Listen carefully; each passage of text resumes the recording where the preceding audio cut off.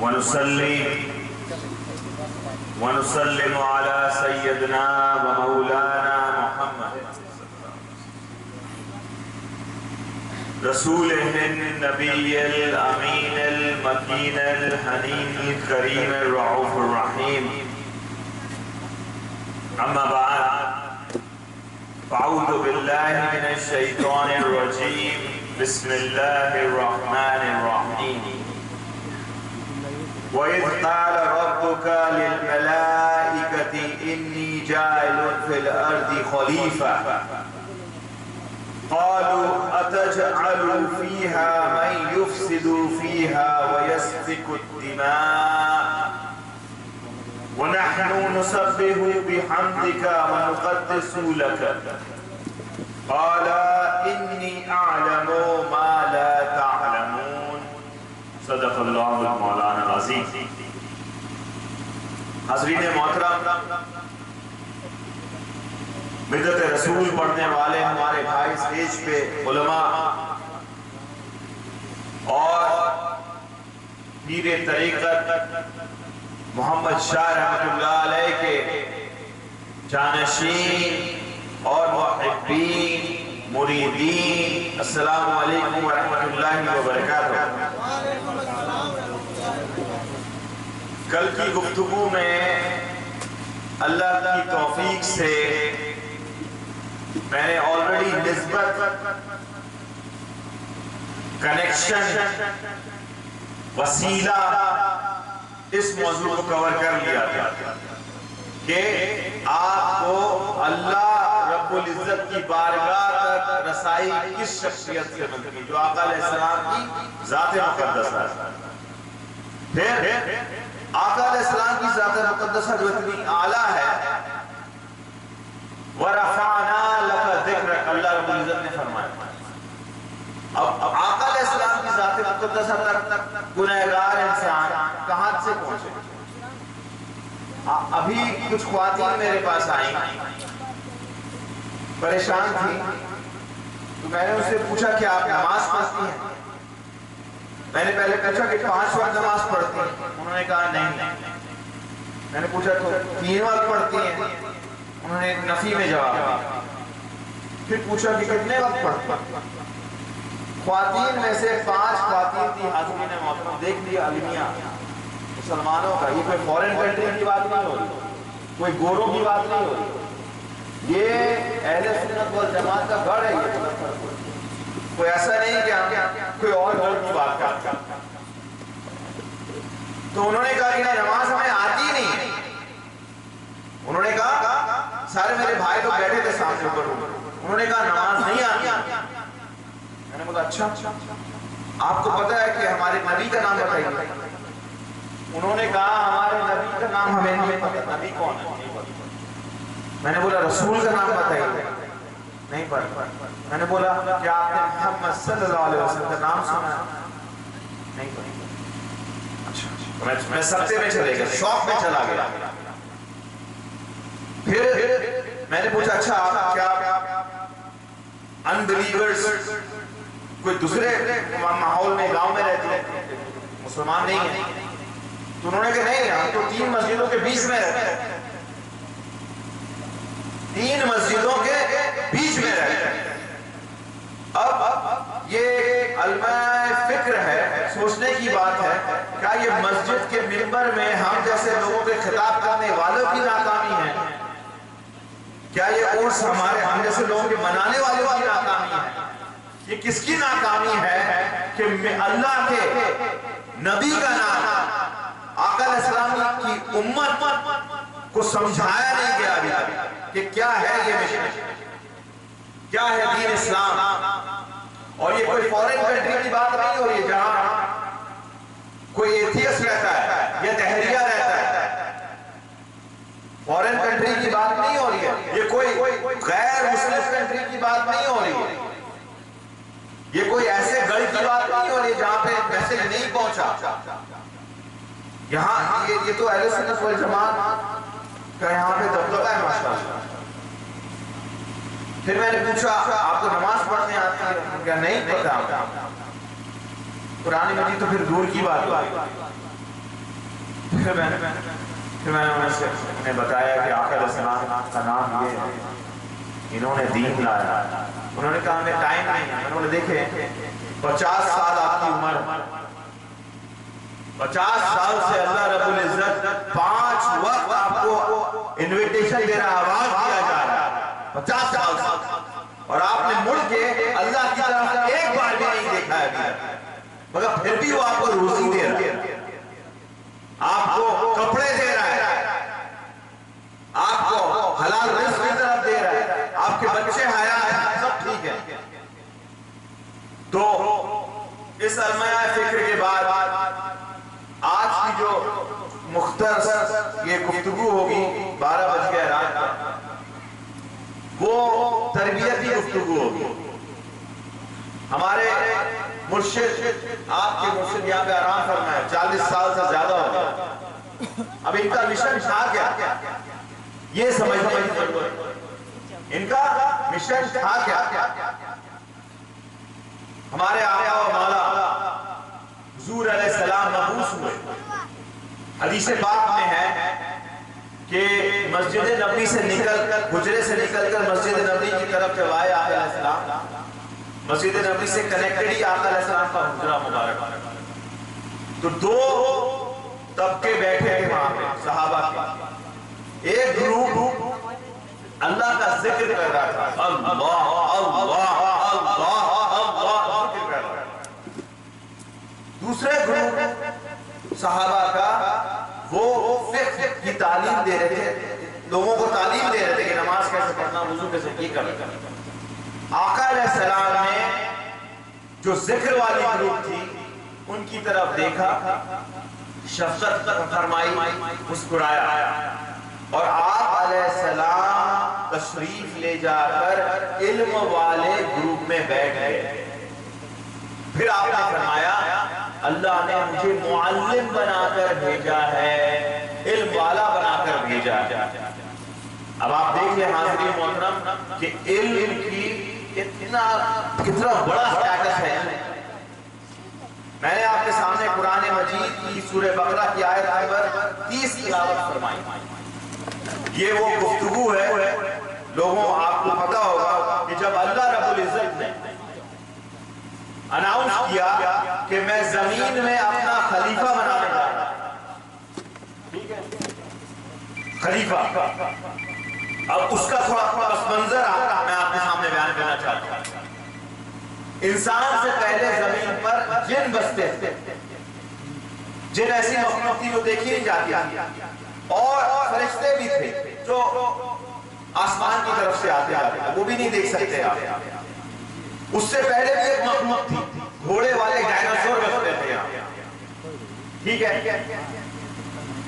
2 جو مخلوق تھی، فرشتے اور جن، کہیں پہ بھی یہ نہیں لکھا ہے، یا تو حدیث پاک میں یا تو قرآن مجید میں، کہ اللہ رب العزت نے فرشتوں کو یہ کہا ہوگا ریفر کر کے، یہ جنات کو یہ کہا ہوگا کہ میں اپنا خلیفہ بنایا. میں نے کہیں پہ بھی یہ نہیں لکھا. بس جب آدم علیہ السلام کو بنانے کا اذن، اپنا تھاٹ اللہ رب العزت نے جنات کے سامنے، جن کا جو ابلیس تھا اس کے سامنے اور فرشتوں کے سامنے پیش کیا، کیا فرمایا؟ جاعل فی خلیفہ، میں الارض خلیفہ، میں زمین میں اپنا خلیفہ بنانے جا رہا. خلیفہ کون ہوتا ہے؟ نائب ہوتا ہے، سپرنٹینڈنٹ ہوتا ہے. انسان کو اللہ رب العزت نے اتنا بڑا عہدہ دے دیا جو جنات اور فرشتوں سے بھی اعلیٰ ہے، اپنے سپرنٹینڈنٹ کا، ڈیپیوٹی کا.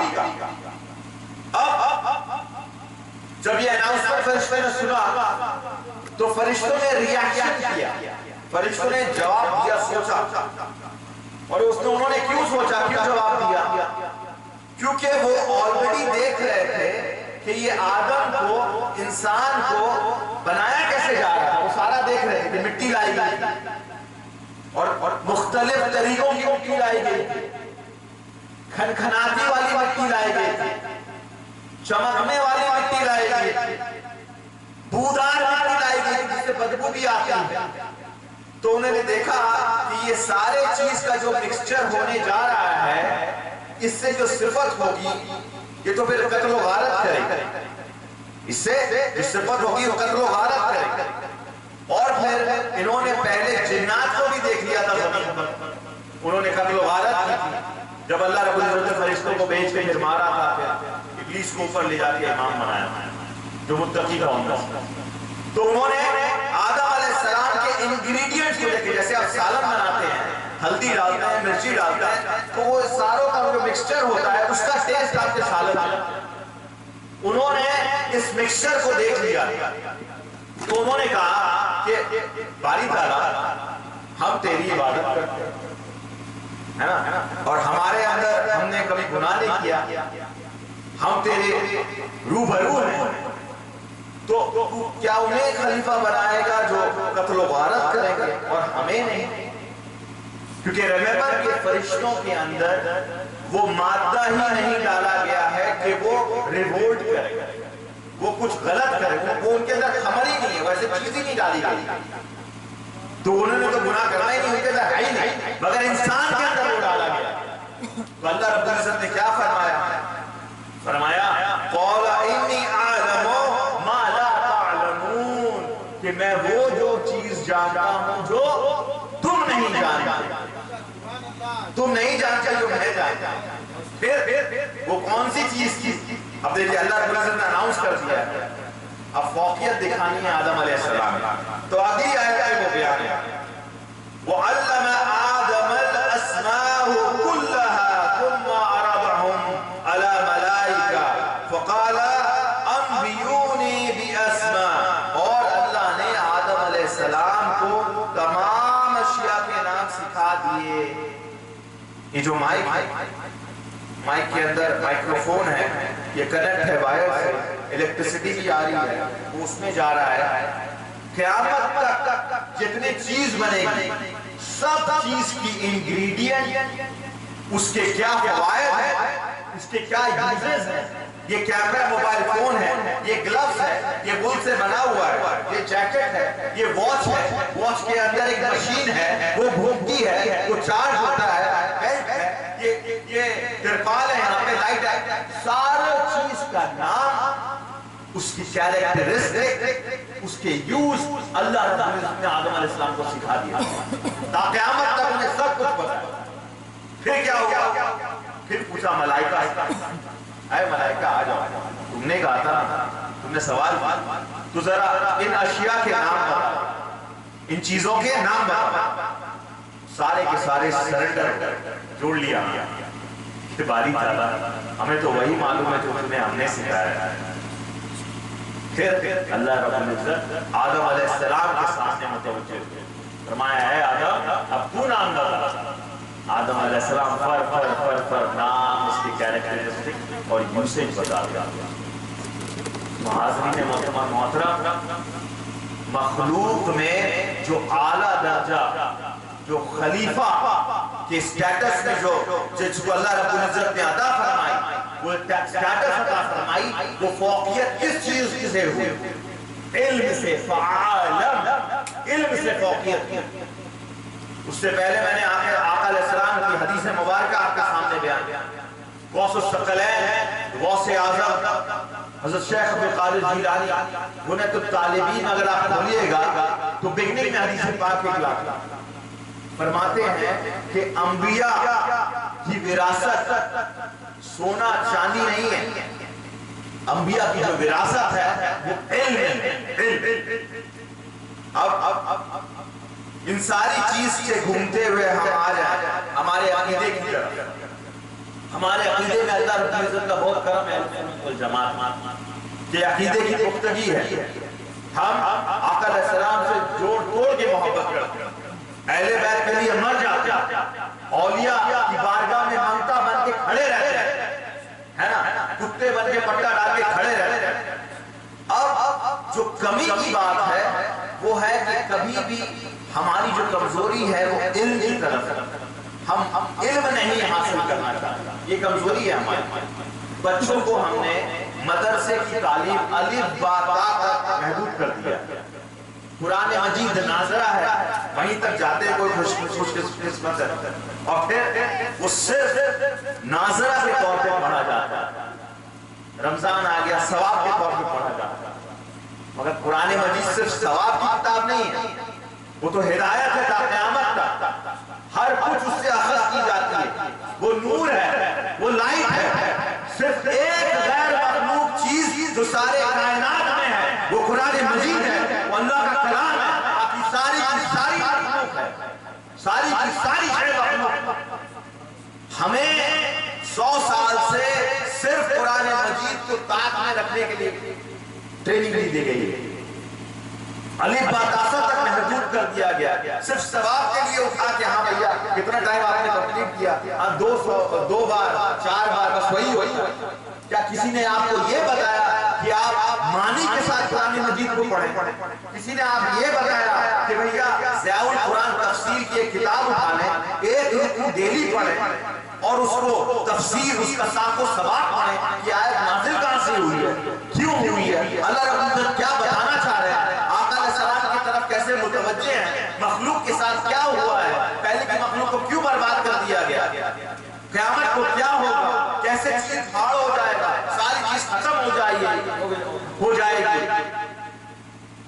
اور صرف ایک سلطان رہے گا، پھر میزان لگے گا، پھر سارے مخلوق کو لایا جائے گا، کس چیز سے کامیابی ہے، کس چیز سے نقصان ہے، کون سی نسبت اچھی ہے، کون سی نسبت خراب ہے، یہ تعلیم ہے، اور یہ ہماری عقیدے کا فقدان۔ اب آج ایک پریکٹیکل لائف کی طرف، اس گنجش شریف میں اللہ رب العزت کا کرم ہے کہ اللہ کے ولی یہاں پہ آرام فرما رہے ہیں۔ اب ان کے آرام فرمانے کو، ان کے مشن کو آگے لے جانے کی ضرورت ہے، 40 سال سے زیادہ ہو گیا ہے نا۔ ان کی نسبت جو ہے، کبھی یہ بلڈنگ جو بن رہا ہے پیچھے، اس بلڈنگ میں فاؤنڈیشن ڈالا گیا ہے، اینٹ ڈالی گئی ہے، پھر گارا ایک بنایا گیا ہے جو سیمنٹ اور بالو کا مکسچر ہے۔ ہمارا عقیدہ اور محبت جو ہے وہ گارا ہے، گارا سیمنٹ سے بلڈنگ نہیں بنتی ہے، اینٹ سے بنتی ہے، اور اینٹ ہمارا عمل اور علم، اینٹ ہمارا عمل اور علم حاصل کرنا، اس پہ عمل کرنا۔ غیر عقیدے اس چیز میں آگے چلے، دوسرے عقیدے والے اس چیز میں آگے چلے، قرآن مجید کو ایک دم یہاں سے پڑھتے ہیں سر لگا کے، ہم لوگ اس سے دور ہے نا، وہ لوگ تعلیم دے رہے ہیں، محنت کر رہے ہیں، ہم لوگ ماشاءاللہ محفل نعت میں آ جاتے ہیں، بہت اچھی بات ہے، محفل سما میں آ جاتے ہیں، بہت اچھی بات ہے، مگر وہ لوگ پھر آج کے یوتھ کو مس گائیڈ کرتے ہیں۔ کیسے کرتے ہیں؟ وہ بولتے ہیں کہ دیکھو یہ جو سارا ہو رہا ہے یہ کفر اور بدعت ہے، ایسا ہی ہوتا ہے نا، کفر اور بدعت بول۔ ہم نے کبھی اپنے بچوں کو سکھایا نہیں کہ یہ احسان ثواب کی جو محفل ہو رہی ہے قرآن اور حدیث سے کہاں سے ثابت ہے، ایمان کی بات کہاں سے ثابت ہے، بالکل ثابت ہے، مگر کسی نے بتایا حدیث قرآن سے کہاں سے ثابت ہے، غوث واقعہ احسان ثواب کرتے کہاں سے ثابت ہے، ہم اہل بیت کے محبت پہ محرم کا جلوس نکالتے کہاں سے ثابت ہے، بالکل ثابت ہے، مگر وہ آپ کو ابلیسیت کی طور پہ مس گائیڈ کرتے ہیں۔ اور ہماری اولاد جو ہے یہ جنریشن، یہ سائنس والی جنریشن ہے، لاجک والی جنریشن ہے، انہوں نے تو عقیدے کی بات نہیں مانی، انہوں نے بولا کہ یہ تو صحیح نہیں ہے بھیا، عقیدے کی بات نہیں مانیں گے، ان کو دکھانا پڑے گا کہ 2/2 جو ہے 4 ہے، لاجک سے سائنس سے ان کو کرنا پڑے گا، سائنٹیفک نالج سے کرنا پڑے گا، ان کو بتانا پڑے گا کہ قرآن speaks about creation of human, Quran speaks about the creation of universe, Quran speaks about the creation of life and death and afterlife, and you have to speak to that in that language, and then you have to connect science اور قرآن کو connect کرنا پڑے گا، ان کو ویسے جواب دینا پڑے گا، نہ کہ جنت اور نہ کہ دوزخ کی ٹھکائی سے ان کو ڈرانا پڑے گا، وہ نہیں مانتے، یوتھ نہیں مانتے، یوتھ تو کھڑا تھا آپ کو واٹس ایپ کا فارورڈ دکھا دیتے کہ یہ ویڈیو میں مولانا صاحب کیا بولے ہے نا، تو فیس بک کا فارورڈ دکھا دیں گے، ہم دھرے کا دھرے رہ جائیں گے۔ تو یہ پتا چلا کہ آج کے دور میں یوتھ کو ان کے طریقے سے انگیج کرنے کی ضرورت ہے، ورنہ اتنا جنریشن وائپ آؤٹ ہو جائے اور پھر ہم روتے رہ جائیں گے۔ اس کا مطلب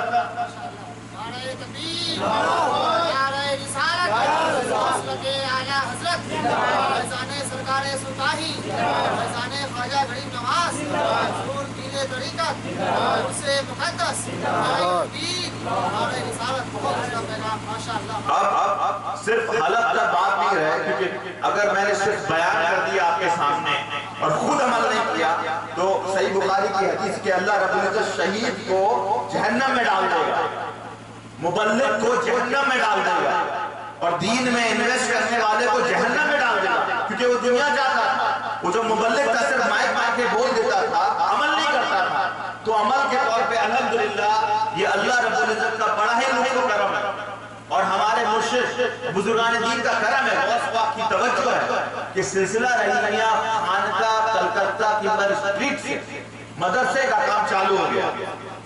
اب ریممبر مدرسہ اسٹیپ 1 ہم نے اسے مدرسہ کا نام بھی نہیں دیا، ہم نے اسے اسلامک اسکول کا نام دیا۔ کیوں؟ کیونکہ وہ یوتھ اٹریکٹ ہوں گے، کام تو ہوگا مدرسہ کا، مگر بیٹا آپ کو اٹریکٹ کریں گے اسلامک اسکول بول ہے نا۔ اس کے بعد سیکولر ایجوکیشن کا پروجیکٹ ہے کہ 5 بیگھہ زمین میں ہم انشاءاللہ تعالی اللہ نے چاہا آپ کو ایسی تعلیم دی جائے گی جہاں انگلش بھی پڑھایا جائے گا، الجبرا بھی پڑھایا جائے گا، سائنس بھی پڑھایا جائے گا، اور اسی کے اندر اسلامیات پڑھایا جائے گا، ہے نا۔ کوئی سلیبس کو دیکھ کے یہ نہیں بولے گا یہ دیوبندی نے بنایا، بریلوی نے بنایا یا خانقاہی نے بنایا، مگر آپ کا بچہ جب وہاں سے 10th پاس کرے گا ذکی صاحب، آپ کا بچہ جب 10th پاس کر کے نکلے گا وہ آقا علیہ السلام کی محبت میں غلامی کر کے نکلے گا، غلام بن کے نکلے گا۔ یہ مشن ہے، اور یہ مسلمان بنانے کا صرف حلق تک بات نہیں ہے، عمل تک لانا پڑے، تبھی پیر صاحب کا کام آگے جائے گا، تبھی پیر محمد شاہ کا کام آگے جائے گا۔ صرف حلق تک بات سے نہیں ہوگا، عمل تک گراؤنڈ میں اترنا پڑے، اور اس پروجیکٹ میں سارے لوگ ساتھ ہیں۔ یہ جو ہمارے ساتھ اسٹیج کے علماء ہیں، یہ مدد رسول پڑھنے والے، ان کا کنٹریبیوشن ہے کہ انہوں نے آپ کو آقا علیہ السلام کی مدد سنا کے دل کو پگھلا دیا ہے۔ جب وہ پگھل گیا ہے تو ہمارا کام ہے اب اس کو مولڈ کرنے کا۔ نعرہ تکبیر، نعرہ رسالت، علماء اہل سنت، حضور پیر محمد شاہ چشتی، نعرہ تکبیر، نعرہ رسالت، زندہ باد حضرت زندہ باد۔ تو سب کا کام ہے، کوئی گروپ بندی نہیں ہونی چاہیے، کوئی توڑنا نہیں چاہیے۔ امت کو توڑنا ابلیسیت ہے، امت ابلیس یہی چاہتا ہے کہ فیملی کو توڑ دیا جائے۔ ایک ماں کی کوکھ سے پالا ہوا اس ماں نے تو ڈیفرنسیشن نہیں کیا تھا کبھی کہ ہاں دوسرا والا بچہ نہیں پیدا ہوگا، دوسرے بچے کو کم دودھ پلاؤں گی، وہ ابلیس آ کے توڑ دیتا ہے۔ بھائی بات نہیں کرتا ہے، بھائی بات نہیں کرتا ہے۔ کیا اس بھائی نے وہ حدیث پاک نہیں سنی کہ جب اللہ رب العزت نے ساری کائنات کو بنا لیا تو ماں کے کوکھ نے اللہ کے عرش کو پکڑ لیا اور کہنے لگا کہ باری تعالیٰ میرا کیا ہوگا؟ تو اللہ نے فرمایا جا، جو تجھ سے جڑا رہے گا وہ مجھ سے جڑا رہے گا، جو تجھ کو توڑے گا وہ مجھ کو توڑ دے گا۔ تو خونی رشتے توڑنے والے میرے بھائی بہن جڑ جا آپس میں، کیونکہ جہاں تو نے خونی رشتہ توڑا ہوا ہے اللہ نے تمہارے ساتھ کنیکشن توڑ دیا ہے۔ صحیح بخاری کی حدیث۔ پھر آپ فیملی کو جوڑیں گے، پھر آپ گاؤں میں لوگوں کو جوڑیں گے، پھر آپ گنجت سے اٹھ کے ڈسٹرکٹ لیول میں جائیں گے، وہاں پہ جوڑیں گے، پھر آپ دین میں آئیں گے، پھر آپ کے ساتھ سارا دین کا حکم لیا جائے گا آپ سے۔ ریممبر انبیاء علیہ السلام اور بزرگان دین کی سب سے بڑی صفت یہ ہے کہ وہ لوگوں کو ہمیشہ جوڑنے والے آئے۔ آقا علیہ السلام نے سارے لوگوں کو جوڑ لیا، اس میں یہودی بھی تھے، کافر بھی تھے، ایسے لوگ تھے کہ زندہ بچیوں کو دفن کرتے تھے، سب کو جوڑ لیا۔ غریب نواز سرکار نے ایسا جوڑا کہ 1200 سال سے نہ کوئی ہندو مذہب والا رکتا ہے، نہ سکھ مذہب والا رکتا ہے، نہ کوئی مسلمان رکتا ہے، نہ کوئی پولیٹیشن رکتا ہے، اور وہ رہتے جانور کے جیسا ان کی بارگاہ میں جا کے ہاتھ جوڑنے والی ذات مقدس، جوڑنے والی ذات مقدس ہمارے، اور جو توڑنے والا بات کرے ریممبر کہ وہ ابلیس کے شکنجے میں ہے، وہ ابلیس کا گانجا لے کر آیا ہے، ابلیس کا وہ ڈوپ لے کر آیا ہے اور آپ کو توڑ رہا ہے۔ لاہور پڑے اور اس کے صحبت سے بھاگے وہاں، کیونکہ وہ ابلیسی ہے۔ تو ہمیں ضروری ہے حاضرین محترم کہ اس گاؤں میں مدرسہ ہو، اس گاؤں میں اپنی مسجد ہو۔ ارے گاؤں کا کیا فائدہ جب مسجد نہیں ہے؟ اللہ اللہ کی آواز آئے گی، آپ کو اچھا نہیں لگے گا کہ اذان کی آواز آئے گی، اور بچے پڑھ کے رستے میں گھومیں گے، سلام کریں گے، درود پاک پڑھیں گے، نعت پاک پڑھیں گے، اچھا نہیں لگے گا۔ یہ بزرگوں اور ایڈلٹ لوگوں کا کام ہے کہ آپ نے دنیا کما لیا، اب اللہ کی کمانے کی طرف آ جائیے، اور پیر محمد شاہ کے مشن کو عملی طور پہ جامع بنانے کی طرف آ جائیے۔ جب آپ مریے گا پیر محمد شاہ کا نام کون لے گا؟ بچے لوگ سے بولنا شرک و بدعت ہے، نعوذ باللہ ہے، ان کو تو پڑھا دیا گیا۔ اب آپ اپنا عقیدہ کب سکھائیے گا انہیں؟ صحیح عقیدہ کب سکھائیے گا انہیں؟